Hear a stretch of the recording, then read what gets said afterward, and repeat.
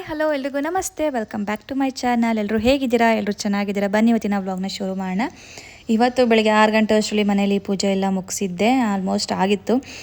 ಹಾಗಾಗಿ ವ್ಲಾಗ್ನ ಸ್ಟಾರ್ಟ್ ಮಾಡೋಣ ಅಂತ ಸ್ಟಾರ್ಟ್ ಮಾಡ್ಕೊಂಡಿದ್ದೀನಿ. ಇವಾಗ ಅಧಿಕ ಮಾಸ ಆಗಿರೋದ್ರಿಂದ ನಾನು ಬೇಗನೆ ಪೂಜೆ ಮಾಡ್ಕೊತೀನಿ, ವ್ರತ ಮಾಡ್ತಾಯಿದ್ದೀನಿ ಅಧಿಕ ಮಾಸ ಮುಗಿಯೋವರೆಗೂ. ಹಾಗಾಗಿ ಬೆಳಗಿನ ಜಾವ 4 ಗಂಟೆಗೆ ಎದ್ದು ಎಲ್ಲ ಕೆಲಸ ಮುಗಿಸಿ ಪೂಜೆ ಎಲ್ಲ 6 ಗಂಟೆ ಒಳಗಡೆ ಪೂಜೆ ಮುಗಿದ್ಬಿಟ್ಟಿರುತ್ತೆ.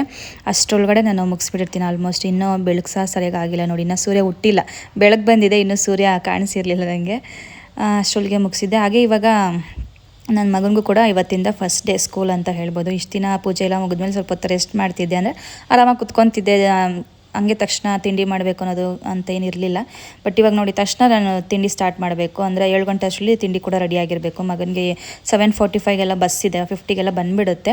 ಅಷ್ಟರಲ್ಲಿ ಅವ್ನು ರೆಡಿ ಮಾಡಬೇಕಲ್ವ, ಹಾಗಾಗಿ ತಿಂಡಿ ಕೂಡ ರೆಡಿ ಮಾಡ್ಕೊಂಡು ಪೂಜೆ ಆಗಿದ ತಕ್ಷಣ ನಾನು ಕಿಚನ್ಗೆ ಬಂದುಬಿಡ್ತೀನಿ ತಿಂಡಿ ಮಾಡೋಣ ಅಂತ ಅಂದ್ಬಿಟ್ಟು. ಇವತ್ತು ಫಸ್ಟ್ ಡೇ ಅವನಿಗೆ ಸ್ಕೂಲು, ಜೂನ್ 1 ಸ್ಟಾರ್ಟ್ ಆಗಿದ್ದು ಅವನಿಗೆ. ಹಾಗಾಗಿ ಇವತ್ತು ತಿಂಡಿ ಮಾಡ್ಕೊತಾಯಿನಿ, ಚಿತ್ರಾನ್ನ ಮಾಡ್ತಾಯಿನಿ. ಅವ್ನ ಫೇವ್ರೇಟ್ ಏನಪ್ಪ ಅಂತಂದರೆ ಚಿತ್ರಾನ್ನ, ಪುಳಿಯೋಗರೆ. ನಾನು ಎಷ್ಟೇ ಟಿಫನ್ ಮಾಡು, ಎಂಥ ಟಿಫನ್ ಮಾಡಿದ್ರೂ ಫೈನಲ್ ಆಗಿ ಅವನು ನನಗೆ ಪುಳಿಯೋಗರೆ ಮಾಡಿಕೊಡು, ನನಗೆ ಚಿತ್ರಾನ್ನ ಮಾಡಿಕೊಡು ಅಂತಲೇ ಕೇಳೋದು.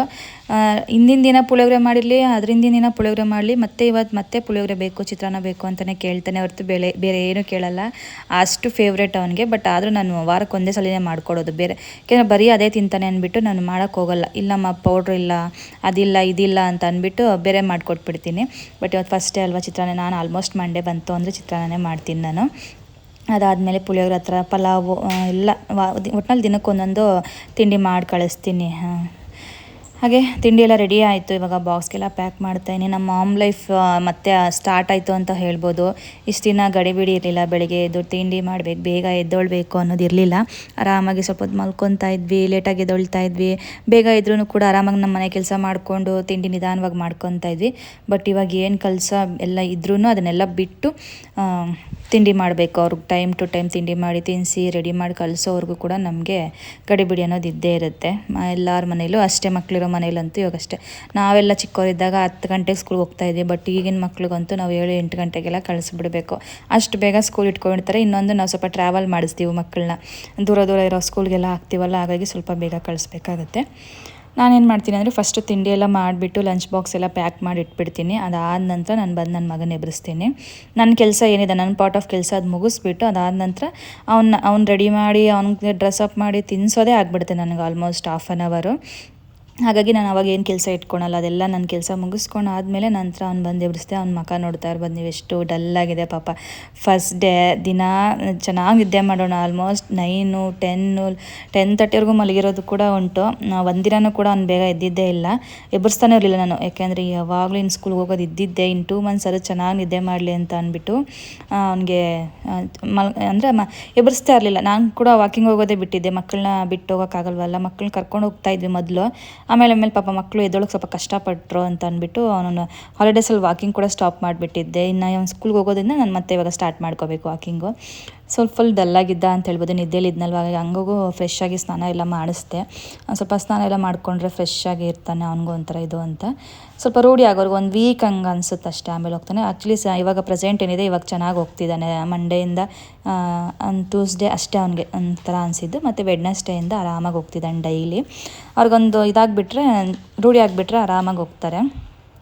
ಫೈನಲಿ ರೆಡಿಯಾಗಿ ಅವರಪ್ಪನೇ ಬಿಟ್ಟು ಬರ್ತಾರೆ ಬೆಳಗ್ಗೆ ಹೊತ್ತು. ಸಂಜೆ ಮಾತ್ರ ನಾನು ಹೋಗಿ ಕರ್ಕೊಂಬರ್ತೀನಿ.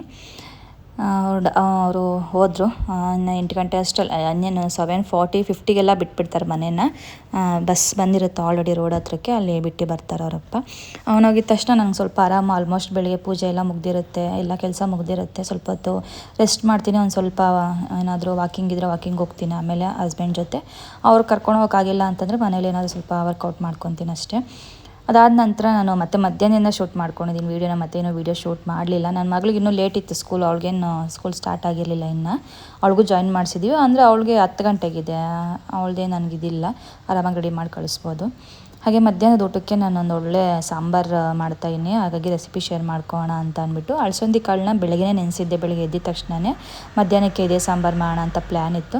ಅದ್ರ ಜೊತೆಗೆ ನಾನಿಲ್ಲಿ ಮುಲ್ಲಂಗಿ, ಬೀನ್ಸು, ಕ್ಯಾರೆಟು ಮತ್ತು ಬದನೆಕಾಯಿ, ಬೇಕು ಅಂದರೆ ಆಲೂಗಡ್ಡೆ ಹಾಕ್ಕೋಬೋದು. ಬಟ್ ನಾನು ಆಲೂಗಡ್ಡೆ ಸ್ಕಿಪ್ ಮಾಡಿದ್ದೀನಿ, ನಮ್ಮ ಮನೇಲಿ ಯಾರೂ ತಿನ್ನಲ್ಲ ಆಲೂಗಡ್ಡೆ.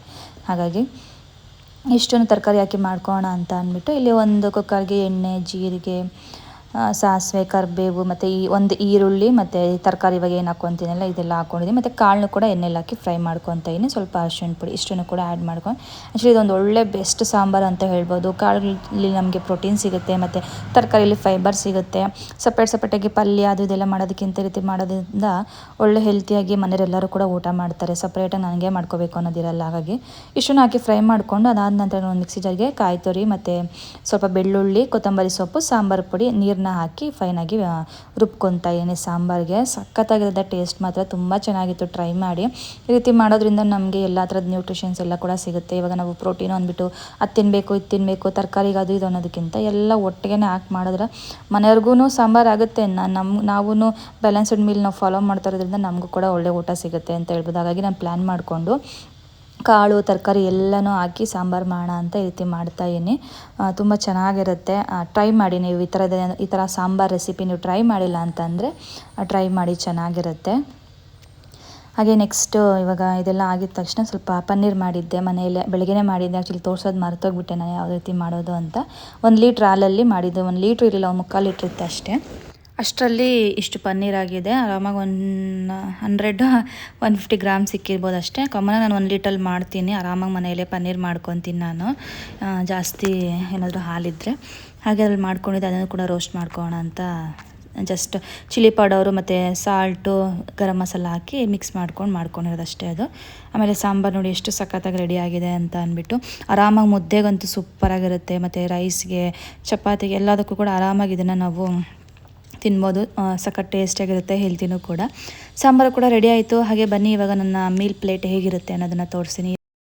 ಬ್ಯಾಲೆನ್ಸಾಗಿ ಯಾವ ರೀತಿ ನಾವು ಊಟನ ಮಾಡಬೇಕು ಅನ್ನೋದನ್ನು ನಿಮಗೆ ಒಂದು ಐಡಿಯಾ ಬರುತ್ತೆ. ಫೈಬರ್ಗೋಸ್ಕರ ಇಲ್ಲಿ ನಾವು ಯಾವ ತರಕಾರಿ ಬೇಕಾದರೂ ತೊಗೋಬೋದು. ಮೇಯ್ನಾಗಿ ಸೌತೆಕಾಯಿ ಜಾಸ್ತಿ ಹೆಚ್ಚಾಗಿ ತೊಗೊತೀವಿ. ಯಾಕೆ ಅಂತಂದರೆ ಜೀರ್ಣಕ್ರಿಯೆಗೆ ಹಾಗೆ ನಮ್ಮ ಬಾಡಿನ ಹೈಡ್ರೇಟ್ ಆಗಿರೋಕ್ಕೆ ತುಂಬಾ ಹೆಲ್ಪ್ ಮಾಡುತ್ತೆ ಸೌತೆಕಾಯಿ. ಹಾಗಾಗಿ ಮಸ್ಟ್ ಆ್ಯಂಡ್ ಶುಡ್ಡಾಗಿ ಸೌತೆಕಾಯಿ ಮಿಸ್ ಮಾಡದೆ ತೊಗೊಳ್ಳಿ. ಹಾಗೆ ನಾವು ಫಸ್ಟು ಫೈಬರ್ನ ಈಟ್ ಮಾಡಬೇಕಾಗುತ್ತೆ. ಅದಾದ ನಂತರ ಪ್ರೋಟೀನ್ ತೊಗೋಬೇಕಾಗುತ್ತೆ. ಪ್ರೋಟೀನ್ ಆದಮೇಲೆ ಲಾಸ್ಟಿಗೆ ಬರೋದಾದರೆ ನಾವು ಕಾರ್ಬ್ಸ್ನ ತೊಗೋಬೇಕಾಗುತ್ತೆ. ಕಾರ್ಬ್ಸಲ್ಲಿ ನಾವು ಮುದ್ದೆ, ಅನ್ನ, ಚಪಾತಿ ಏನು ಬೇಕಾದರೂ ನಾವು ತಿನ್ಬೋದು. ಬಟ್ ಕಂಪಲ್ಸರಿಯಾಗಿ ಪ್ರೋಟೀನು ಫೈಬರ್ ಎರಡೂ ಕೂಡ ಜೊತೆಗಿರಬೇಕು ಅಂತ ಹೇಳ್ಬೋದು. ನೋಡಿ, ಈ ರೀತಿಯಾಗಿ ಬ್ಯಾಲೆನ್ಸ್ಡ್ ಮೀಲಾಗಿ ನಾನು ತೊಗೊತೀನಿ. ಬೆಸ್ಟ್ ಫುಡ್ ಅಂತ ಹೇಳ್ಬೋದು.